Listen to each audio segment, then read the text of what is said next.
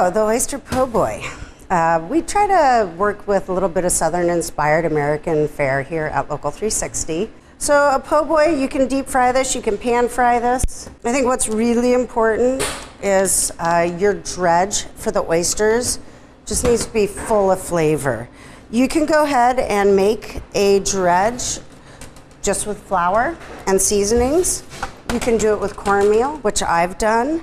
I'm a big fan of a little bit of texture and flavor that you get from cornmeal. So I'm going to go ahead and make sure these are well drained first. Now, they don't need to be dry, but you want them to not be goopy. You want them to still absorb the dredge.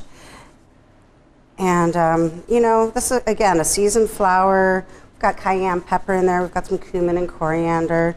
We've got some bay leaf that's been ground up.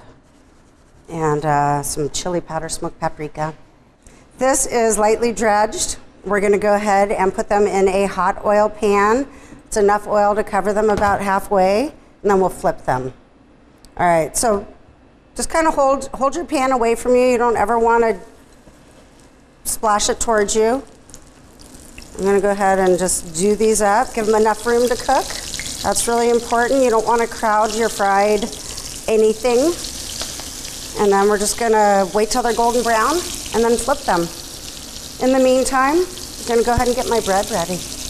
Keep my eyes on these. So Grand Central, we're going to actually cut this nice loaf here. I'm an end girl, so I'm going to leave that end in place. And this has a really nice texture, so I don't need a bread knife. And I was talking to you about what's inside.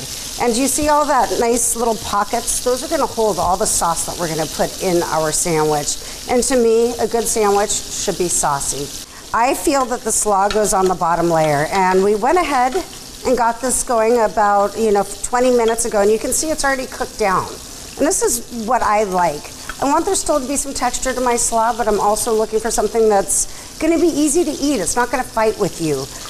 Yes, sandwiches should be a little sloppy, but they shouldn't be impossible to eat. So we're going to put a nice layer in the bottom there.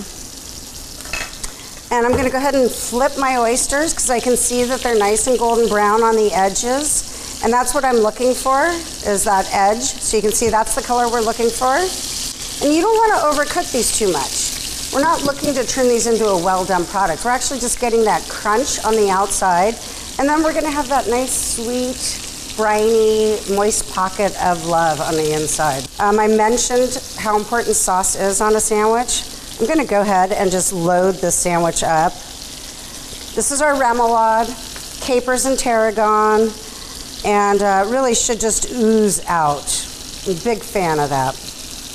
So as I mentioned, we have capers, fresh tarragon. Please just throw that stuff that you bought in a jar away. It doesn't compare.